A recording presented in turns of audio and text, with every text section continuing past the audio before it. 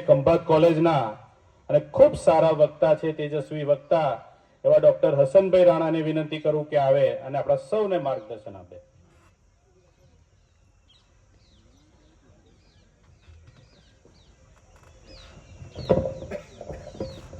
औज़ु बिल्लाहि मिनश शैतानिर रजीम बिस्मिल्लाहिर रहमानिर रहीम. अस्सलाम वालेकुम. मंचस्थ इरफानभाई मुगल साहेब, जुबेरभाई गोपलानी साहेब, शौकत अली बावा, अजीत मामा, डॉक्टर इरफान, आयोजक नसरुद्दीन वाघेला साहेब, डॉक्टर फिरोज, આજના આ કાર્યક્રમમાં મને અહીંયા આમંત્રણ આપ્યું અને બોલવાની તક આપી એ બદલ હું એમનો ખૂબ ખૂબ આભારી છું.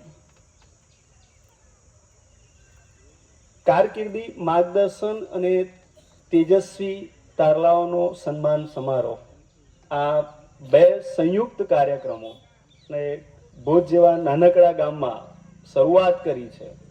એ માટે હું આયોજકોને खरेखर धन्यवाद आपू छू. सफर में धूप तो होगी, जो चल सको तो चलो. सफर में धूप तो होगी, जो चल सको तो चलो. सभी है भीड़ में तुम भी निकल सको तो चलो. सभी है भीड़ में तुम भी निकल सको तो चलो. यहां कोई किसी को रास्ता नहीं देता, यहां कोई किसी को रास्ता नहीं देता. मुझे गिरा कर तुम भी संभल सको तो चलो. मुझे गिरा कर तुम भी संभल सको तो चलो. મિત્રો, કારકિર્દી નો કયો આયામ પસંદ કરવો એ બાબતે ઇરફાન મોગલ સાહેબે, ગોપલાની સાહેબે, અજીત મામાએ ખૂબ સારી એવી વાતો કરી. મારે એ જ કહેવું છે કે જ્યારે પણ આપણે કારકિર્દી સંબંધિત નિર્ણય લેવાના હોય, આપણા બાળકો સંબંધિત, આપણા પરિવારના ભવિષ્ય સંબંધિત નિર્ણયો લેવાના હોય, ત્યારે ખૂબ વિચાર કરવાનો હોય છે. કેટલીક વખતે શું થાય છે કે દેખાદેખીમાં નિર્ણય લેવાઈ જતા હોય છે. પેલાની છોકરીએ સાયન્સ લીધું એટલે હું મારા બાળકને સાયન્સ અપાવું છું, નહીં કે મારો બાળક સાયન્સ લેવા માટે એલિજિબલ છે. પેલાએ કોમર્સ લીધું એટલે હું કોમર્સ અપાવું છું, પેલો આ સ્કૂલમાં જાય છે એટલે હું. આપણે આ બધી જે માયાજાળ છે ને, એ માયાજાળમાંથી નીકળવાની જરૂર છે. કોણ શું કરે છે એનાથી વિશેષ હું શું કરી શકું એમ છું, અને મારે શું કરવું જોઈએ એના પર જો ભાર આપીએ તો આપણા બાળક માટે આપણે ચોક્કસ સાચા નિર્ણયો લઈ શકીએ. તો ધોરણ 10 પછી 12 પછી આર્ટ્સ, કોમર્સ, સાયન્સ, જુદી જુદી અનેક ફિલ્ડ છે અને અનેક ફિલ્ડમાં અનેક રીતે આપણે એડમિશન લઈ શકીએ છીએ.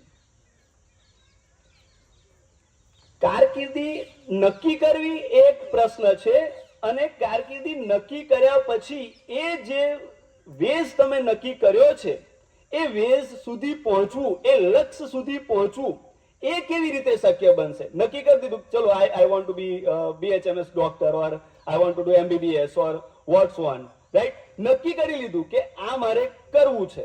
એ ફિલ્ડમાં જતા રહ્યા, ફાઇનાન્શિયલ પોઝિશન છે, ઇકોનોમિકલી સ્ટ્રોંગ છે, એટલે આપણે એ ફિલ્ડમાં ગયા અને નક્કી થઈ ગયું. પણ હવે એ ફિલ્ડમાં જવ્યા પછી એ જે લક્ષ્ય છે, BHMS કમ્પ્લીટ કરવું, સારા સ્કોરથી કરવું, ક્વોલિટેટિવ કરવું, MBBS કરવું, CA કરવું, એ સારામાં સારી રીતે કરવું, એના માટે વિદ્યાર્થીઓએ કઈ બાબતો પર ધ્યાન રાખવાનું છે એ બાબત માટે હું આજે અહીંયા ચર્ચા કરીશ. નક્કી તો થઈ જશે, માર્ગદર્શન મળી જશે ને એડમિશન એ થઈ જશે. પહેલો મુદ્દો મારો એ છે કે પુરુષાર્થ કરો, સ્પર્ધા નહીં. આપણે શું કરીએ છીએ? સ્પર્ધા કરીએ છીએ. પહેલા ધોરણમાં બાળક હોય, બીજા ધોરણમાં બાળક હોય એટલે આમ માર્કશીટ આવે તો મેથ્સમાં 98, સાયન્સમાં 97, 95, એટલે આપણે ગદ થઈ જઈએ કે આ મારો છોકરો જોરદાર. અને એમાં જો 2 માર્ક્સ કોઈકના ઓછા હોય કોઈ વિષયમાં, અને એ આપણો સગોવાલો થતો હોય, પડોશી હોય કે આપણા નજીકનો હોય ને એના 2 વધારે હોય એટલે આપણને દુઃખ થાય. આ દુઃખ ના થવું જોઈએ. પહેલી વસ્તુ એ કે પહેલા ધોરણનું પરિણામ છે ને, પરિણામ છે જ નહીં મારી દ્રષ્ટિએ. બીજા ધોરણનું પરિણામ છે ને પરિણામ જ નથી, ત્રીજાનું પરિણામ એ પરિણામ જ નથી. છોકરોને રમવા દો, એમને જીવવા દો, ફોર્સ ના કરો. એનામાં જે ટેલેન્ટ હશે એ ઉભરી આવવાનું જ છે, સિસ્ટમેટિક. તો પહેલો મુદ્દો મારો એ છે કે તમે પુરુષાર્થ કરો, એને સારામાં સારું કામ કરતા શીખવો, મહેનત કરતા શીખવો, સાચે રસ્તે કામ કરતા શીખવો. બીજો મુદ્દો છે મારો, અને એ ટાઈમ મેનેજમેન્ટ. આ બધા વિદ્યાર્થીઓ બેઠા છે, એમને ખબર જ છે કે ટાઈમ મેનેજમેન્ટ કેવી રીતે. તો પરીક્ષા આવે ત્યારે, આજે મે મહિનો ચાલે છે, જૂનમાં મારું એડમિશન થશે, અને બટ ઓબ્વિયસ છે પહેલા સેમિસ્ટરનું મારું જે એક્ઝામ છે એ સપ્ટેમ્બર ઓક્ટોબરમાં આવશે. આટલી વિદ્યાર્થીઓને ખબર છે. તો કોઈ પણ વસ્તુ, વિષય વસ્તુને તૈયાર કરવાનો હોય તો મારે આજથી જ એનું ટાઈમ મેનેજમેન્ટ કરવું પડે. પણ આપણા વિદ્યાર્થીઓ શું કરશે? પરીક્ષાની રાહ જોશે. પરીક્ષાની રાહ જોશે ત્યાં સુધી જોશે કે પરીક્ષાનો કાર્યક્રમ આવે. કાર્યક્રમ આવે પછી બહેનપણીઓ, ભાઈબંધો જોડે મટીરિયલ શોધેલા, તારી પાસે આ વિષયનું મટીરિયલ છે, મારી પાસે આ નથી, આમ છે તેમ છે. મટીરિયલ શોધ્યા પછી મટીરિયલ કલેક્ટ કરશે, અને કલેક્ટ કર્યા પછી પણ વાંચશે નહીં, મૂકી રાખશે. હવે હું આવતા સોમવારથી ચાલુ કરીશ. મારા માસી ત્યાં લગ્ન પતે ને પછી શરૂ કરીશ વાંચવાનું, મારા ફોઈને ત્યાં પતે ને પછી શરૂ કરીશ વાંચવાનું. એટલે એ જે ડિલે થતું જાય, ડિલે થતું જાય, ડિલે થતું જાય, છેલ્લે એવો સમય આવે કે પરીક્ષાના આગલા દિવસે બધા જ વિષયો લઈને વાંચવા બેસે, એમાં એકે વિષયમાં એને સેટ ના થાય, અને પછી એ ના એ કરી શકે, સારું પરિણામ ન મેળવી શકે. ત્રીજો પોઈન્ટ છે તંદુરસ્ત શરીર. આપણે યુવાનો હોય આમ ડલ થઈને બેસી જઈએ. મારા લેક્ચરમાં એવું થાય, એમકોમ ના છોકરાઓ આમ ડલ થઈને બેઠા હોય, આમ યુ આર યંગ. जो चट्टानों से टकराए उसे तूफान कहते हैं, जो तूफानों से टकराए उसे युवान कहते हैं. અને આપણા યુવાનો, હમણાં મેં જોયું પેલા છોકરાઓ છે, બધા વિદ્યાર્થીઓ છે, એ લોકો જે બેઠા ને, આ વડીલો બેઠા, તો વડીલો ટાઈટ બેઠા છે, ને પેલા એવા આમ ઢીલા થઈને બેસી ગયા. તો એ જે તંદુરસ્ત શરીર છે ને, મોર્નિંગમાં વહેલા ઉઠવું, થોડી એક્સરસાઇઝ કરવી, થોડું દોડવું, થોડું રમવું, આનાથી શરીર તંદુરસ્ત રહે. અને જેની પાસે તંદુરસ્ત શરીર હશે ને, એની પાસે તંદુરસ્ત મન હશે, અને જેની પાસે તંદુરસ્ત મન હશે ને, એ કોઈ પણ વિષય વસ્તુ પર કામ કરશે ને, પરફેક્ટલી થઈ શકશે. તો તંદુરસ્ત શરીરની જરૂર છે. ત્રીજો પોઈન્ટ છે મા બાપની સેવા. આપણે શું કરીએ? મા બાપ આપણા માટે કામ કરે છે, મહેનત કરે છે. અજીત મામાએ કહ્યું કેટલો બધો પુરુષાર્થ કરે. તમને હું પ્રશ્ન કરું, ક્યારેય તમે તમારા મા બાપ જોડે સંવાદ કર્યો છે ખરો? ક્યારેય મમ્મીને એવું કહ્યું છે કે મમ્મી તે આજે આખો દિવસ કામ કર્યું, લાય તારા પગ દુખતા હશે, હું તારા પગ દબાવી આપું? Have you ever talk this? Never. Mummy કહે કે મારા પગ દુખે છે, પપ્પા કહે કે મારા પગ દુખે છે, તો તમે દબાવી આપો છો. પણ આખો દિવસ 24 કલાક જે માણસ તમારા માટે જ કામ કરે છે, તમારા માટે જ પુરુષાર્થ કરે છે, તમારા ઉજ્જવળ ભવિષ્ય માટે જ સખત પ્રયત્ન કરે છે, એને તમે ક્યારે કહો છો કે મમ્મી લાવ આજે હું તને પગ દબાવી આપું? મમ્મી લાવ આજે તને હું ઘરકામમાં મદદ કરું? આમાં શરમ નહીં રાખવાની. મમ્મી જો કચરો પોતું કરતી હોય અને છોકરો હોય તો એને કરવા લાગે. આમાં જરાય આપણે નાના બાપના નથી થતા, અને જરાય શરમ સંકોચ નહીં રાખવાની, કારણ કે હું મારી માં માટે કામ કરું છું, મારા પરિવાર માટે કામ કરું છું. તો આ જે એટીટ્યુડ છે, આ જે વસ્તુઓ છે, તમે તમારી માના એક દિવસ પગ દબાવજો બેસીને શાંતિથી. એને મસ્ત મજાના આ નીચે જે તરવો હોય ને, તરવો દબાવવાનો, એટલું એને સુકૂન લાગે. અને એ સુકનમાં જે અંદરથી જે દુઆઓ નીકળે ને, વિશ્વની કોઈ તાકાત નહીં કે તમને તમારી પ્રગતિમાં અવરોધ લાવી શકે. આ બધું ગેરજ છે આપણા, પણ આપણે ઉપયોગ નહીં કરતા. તમે અલ્લાહ માથે રાખીને વાત કરો, ચલો એકે દિવસ મમ્મી કહું મમ્મી તારા પગ દુખતા હશે, લાય હું દબાઈ આપું.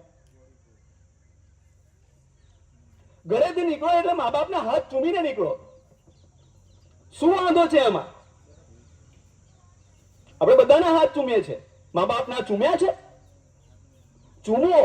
Z+ સિક્યોરિટી 120 ની સ્પીડે બાઇક લઈને જશો ને તો એક્સિડન્ટ નહીં થાય, જો તમે તમારી માનો હાથ ચૂમીને નીકળશો ને તો.